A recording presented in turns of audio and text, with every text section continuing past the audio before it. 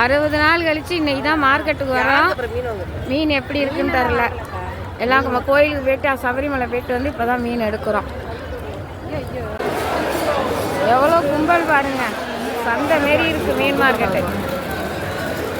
இப்போ மீன் வறுவலுக்கு எடுத்து வச்சாச்சு. மீன் வந்து பாப்பு மீன் தான் வாங்கணும். ஏன்னா மீன் மார்க்கெட்டில் அவ்வளோ கூட்டம், மீன் உள்ளே பூட முடியல. அதனால் பாப்பு மீன் வாங்கிட்டு வந்துருக்கோம். இதை மசாலா போட்டு வச்சுருவோம். இந்த மீன் குழம்புக்கு. இங்கே இப்போ கருவாட்டு குழம்பு ரெடி ஆகிடுச்சு. இந்த மீன் குழம்பு தாளிச்சு தான் கருவாட்டு குழம்புக்கு எல்லாம் கரைச்சி எடுத்து ரெடி பண்ணி வச்சுருக்கேன். மீன் குழம்பு வச்சாச்சு, கருவாட்டு குழம்பும் வச்சாச்சு. கறி குழம்புலாம் எடுக்க நேரம் இல்லை, அதெல்லாம் வீடியோவில் காட்டுறேன். இப்போ மீன் ரெடி ஆகிடுச்சு.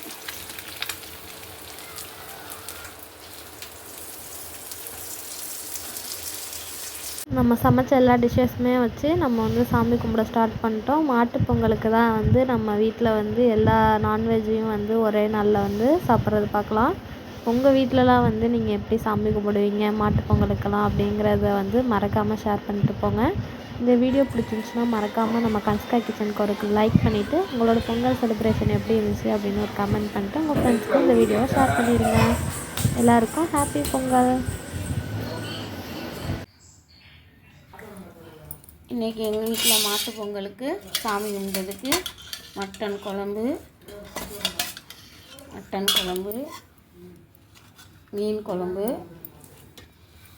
சிக்கன் குழம்பு, இங்கே கருவாட்டு குழம்பு, முட்டை பொரிச்சது, மீன் வறுவல்,